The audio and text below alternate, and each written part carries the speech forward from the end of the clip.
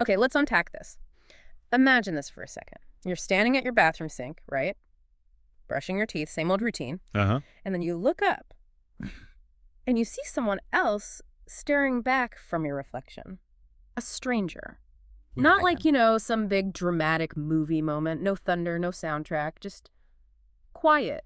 Really personal. It's such an intimate kind of moment, isn't it? Yeah. That feeling. It's a profound disconnect. Yeah. Even when your rational brain is saying, that's me, that's my face. But your inner sense of self just doesn't quite click with that image. Exactly. And it's weirdly universal, even if the details change person to person. Absolutely. So this was Adrienne. She's one of our listeners. And her experience is what we're really diving into today. She's 53. Okay. And for months, things were, well, objectively going well. A big physical transformation, right? She used semaglutide, which helped with appetite, cravings. Right, those GLP-1s that Yeah. he's talking about. Yeah. So less knee pain. Clothes felt different. The source said they were whispering instead of screaming. Nice phrase. That is a good way to put it. But then, one morning, despite all that physical success, she looks in the mirror and feels this deep sense of disappearance. Not victory, disappearance. Not what you expect. Not at all. And she told this guy, Dan, something that really hits hard. She said, I knew it was me, but I didn't feel like I belonged to her. Wow. Belong to her. That's powerful phrasing. Isn't it? And Yeah. it makes you ask, like, what's she actually mourning there? Exactly, because it wasn't the weight itself, right? The sources are pretty clear on that. No. She was grieving the version of herself who carried that weight. Yeah. The one who, knew how to work a room with a joke, maybe, or knew exactly which sweater hid what. Knew the terrain. She was good at being that person. Right. And now it's like the map's gone, but the mind is the same. It's lost. Which leads us to this really crucial idea, something most people just don't talk about. It's what Dan, the expert Adrienne saw, helps people understand. What's that? He calls it identity lag. Identity lag. Okay. Yeah. It's this idea that your body can change faster than your story. Ooh. Okay. Body changes faster than your story. And when that happens, Yeah. the quote is, the soul gets confused. The soul gets confused. I mean, you always hear about the struggle to lose weight, effort, the before and afters. Right, the physical part. But the idea that the real crisis might actually start after the weight is gone. That's something else. What happens then? Well, that's the core of it, isn't it? Most stories stop at the after photo. Success. The end. Right. Celebration time. But they totally miss this huge psychological space that opens up, after the scale changes, after the intense hunger maybe fades, the old rituals around food dissolve, the armor people talk about, maybe the coping mechanisms, the identity built around that whole struggle. It just drops away. And you're left standing there. Yeah. Sometimes feeling completely, utterly unrecognizable, even, and this is the key part, even to yourself. And you don't see that in the commercials, do you? Or the quick Instagram reels. Definitely not. This happens in the quiet moments after the applause dies down. It's where maybe the real work starts. Okay. So that's our mission for this deep dive then, to really get into this often ignored psychological territory. What happens after big physical changes like weight loss? Exactly. We need to explore what the sources are calling identity grief. Identity grief. Yeah. That feeling someone described as, I had no idea who I was without it, without the weight, without the struggle. Wow. And we'll also look at how this expert, Dan, actually helps people navigate this really vulnerable space. How does he do that? Well, the sources mention he offers language, scaffolding, and narrative memory. Tools, basically. Right, scaffolding narrative memory. Yeah, tools to help people kind of find their way home to themselves in this new reality.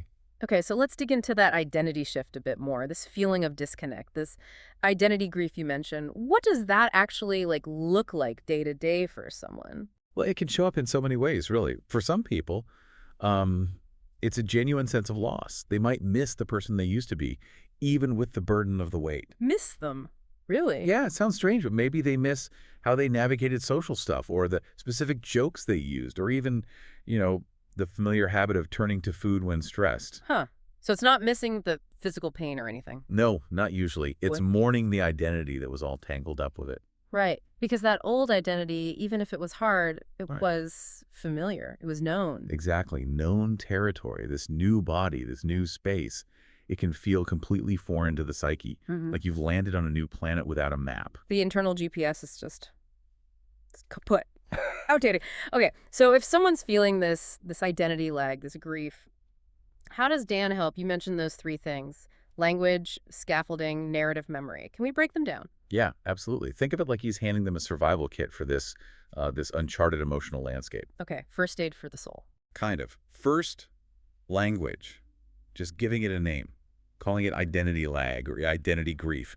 That's incredibly powerful Why? Just having a label. because it normalizes it. Yeah. It takes away that awful feeling that you should just be happy now that you've lost weight, but you're not. Ah. It stops feeling like a personal failing. Ah, right. It gives you permission to feel it. Exactly. Yeah. Lets you say, okay, I'm not sad I lost the weight.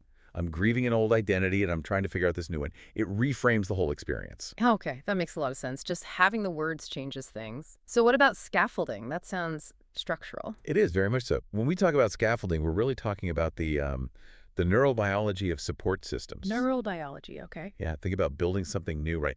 You need temporary supports, frameworks to hold things up until the main structure is strong enough on its own. Right, like on a construction site. Exactly. Yeah. And your brain, your habits, they're recalibrating after this huge change. So you need external supports, therapy, coaching, support groups, even just new daily routines. To hold things together while the new you gets built. Precisely. They help create new neural pathways, reinforce new ways of being. It's not just like a nice extra. The sources call it neurobiological scaffolding. It's essential. It's providing the framework so the new self can actually emerge without, well, collapsing. So it's like the rebar inside the concrete. It's fundamental. That's a great analogy. Yeah. Yeah. It holds the new structure together while it sets, giving it strength, stability for your mind, your habits. Okay, got it. Rebar for the brain. And the last one, narrative memory. Sounds a bit like rewriting your past. Not quite rewriting. More like reinterpreting or Right. integrating it. Integrating. Yeah. Narrative memory is about helping people build a new story for themselves. Right. But crucially, it doesn't mean erasing the old one. Okay. It's about understanding that the old identity, with its coping mechanisms, its challenges, maybe its pain, Yeah. it wasn't a failure. It was just part of the journey that got you here. So acknowledging it without letting it define you now.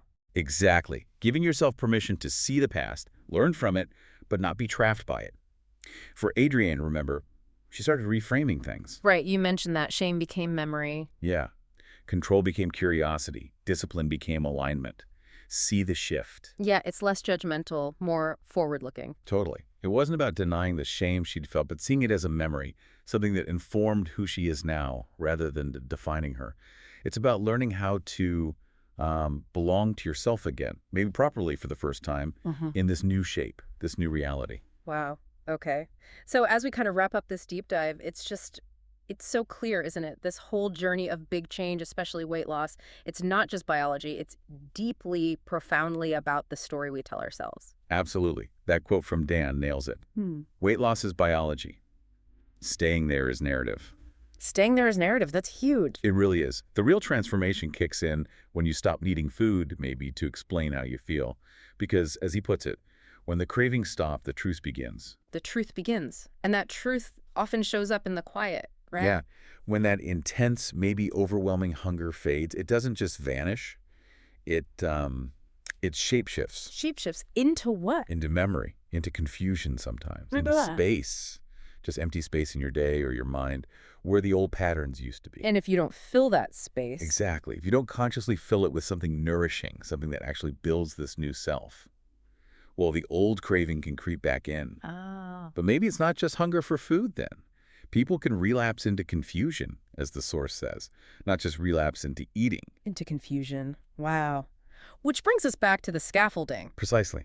That's why support isn't optional. It's neurobiological scaffolding. It's a structural need. It holds you up while you build that new internal framework. Okay. So back to Adrienne. After going through all this, working with Dan, what did building that new framework look like for her? It sounds like she started filling her new frame, as the source calls it, but not with the old stuff, not food or fear. She filled it with permission. Permission. Yeah. Permission to not know everything. Permission to feel awkward in that in-between stage. Permission to build a new story without having to, burn the old manuscript. Right, and that's when she started rewriting those internal scripts. Exactly. That's when shame became memory, control became curiosity, discipline became alignment. It was this deep internal shift. And the result. She started greeting her reflection differently. She can stand there longer. Didn't flinch away. Huh. The mirror didn't change. Nope. But how she met its gaze did. Yeah. That shift in self-perception, that willingness to just be in the new frame and start understanding the story behind it, that's where the real alignment starts, I think. Yeah. And maybe for you listening right now, if you've ever had that moment, looking in the mirror and the sheep feels, I don't know, maybe right or closer to right, but the soul feels missing somehow. Uh-huh. Or if your reflection has sometimes felt more like a stranger than like Yeah. home, just remember, you're not alone in that. Not at all. You're maybe just in that part of the story where you have to learn how to belong to yourself again.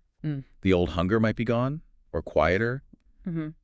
but maybe something more honest is starting to arrive. Yeah, a different kind of truth emerging. So the question maybe to sit with is, what does it mean for you to live more when that whole framework of your identity is shifting, when these new, maybe quieter truths are starting to emerge?